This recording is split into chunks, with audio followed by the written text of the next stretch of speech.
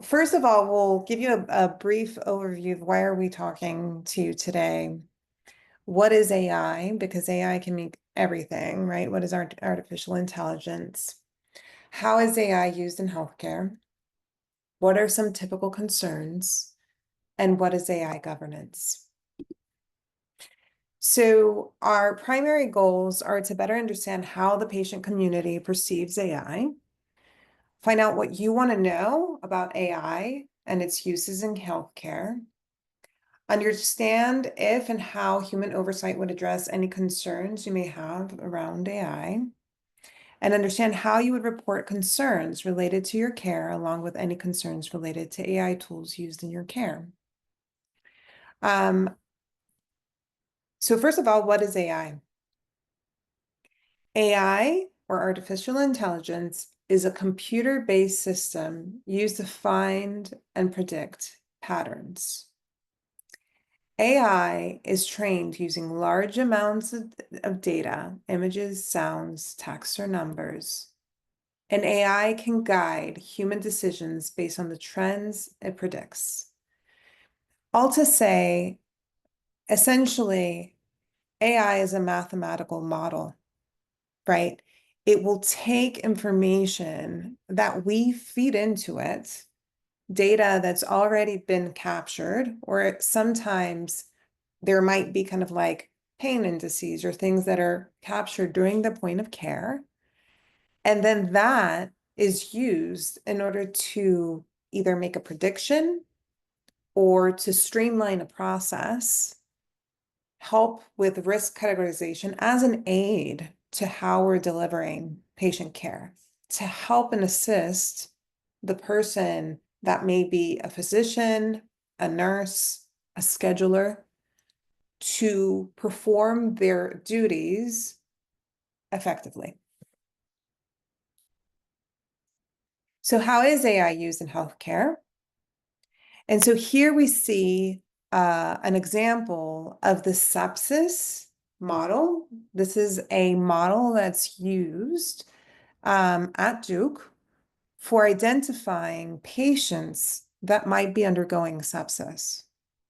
And the reason why this is very important is because if you don't provide antibiotics and the right treatment to patients that have indications of sepsis, their decline may be very abrupt and you may not be able to treat it at the point of care. So helping detect which patients may be undergoing sepsis is invaluable for the inpatient, for the actual people or patients that are getting admitted into the hospital. Other types of risks or risk models, right, that AI can help with could have to do with cardiovascular disease, asthma exacerbation. So helping to predict a situation for either preventative care or to provide treatment or a cure. And algorithms have been used widely, and they continue to be used widely during clinical practice. You probably have gone to the doctor and they can tell you whether you have a risk of stroke in the next 10 years, right? That's due to a mathematical model, right? And so artificial intelligence is here to even pull information and augment our care even further, and essentially help provide high quality care when possible and aid those that are delivering that care. Another thing that I don't know, it could be also used for imaging, right? We heard about a breast cancer detection. It could be done for other kind of like we have other kind of like models that could identify potential risks of patients for a specific disease, such as like dementia, like beyond cancer. And then even more importantly, it can help also now streamline some of the patient provider interactions. So now we have kind of there are some solutions that based on recordings that can help providers streamline kind of like their note taking. And that essentially, and we're actually doing research here at Duke, is this actually beneficial for us during patient care? Are we improving the patient provider experience? Because now that I don't know if you've experienced this, but you go to a doctor's and you're usually typing and doing too many things while interacting with you, when essentially you just want to have a conversation, you want to have that their inputs and their focus being on you as a person when they're providing that care. The last point I also want to talk about, which is a project that I had participated in, and I think it's important when we think about where these algorithms can also help. It can also help us identify patients that might be falling through the cracks, right? Like, so a patient leaves our Duke Health system, and potentially we might not see them again, but perhaps they were a high risk for a specific indication. So helping AI augment our care by telling us who those patients are that we need to follow up with is also a nice use case for how these models, these mathematical models, could help us improve patient care. Some typical concerns have to do with harmful bias, right? So these, as we said, these models are essentially based on data, information that we're providing to them. So they get trained and then they're used. But sometimes comes the question, what information are these AI or these mathematical models trained on? Are there any blind spots? Does it worsen existing disparities? And these are some questions that we ask here at Duke around fairness, equity, and transparency.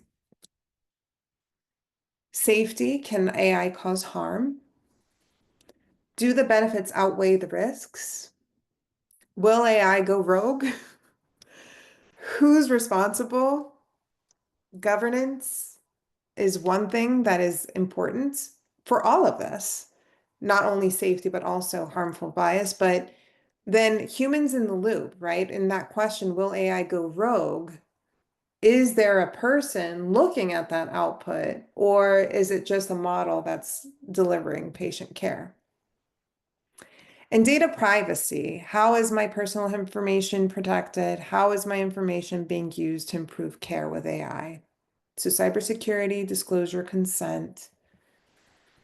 And what we've done here at Duke, it's one of the first health AI governance bodies in the nation where we're actually asking some of these questions to the people that are interested in using models, AI models for patient care.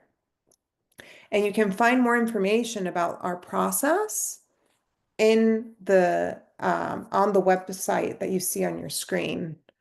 But essentially what we do is, first of all, we now have an inventory of all AI algorithms that are used or intended to be used. We have we have committees that are multidisciplinary that ask the questions that we were talking about before. So around fairness, around safety, around, is this AI solution really meeting its intended purpose? And then we also want to make sure that we're compliant when it comes to regulation. And we have folks really kind of honed in on the equity piece as well. So your voice really matters. We have a lot that we are interested in hearing from you. We always had this vision of, engaging with our patient community. But first of all, we want to hear your concerns before we articulate anything further around like our thoughts around what we think should get done. And thank you for attending and for all of your insight already.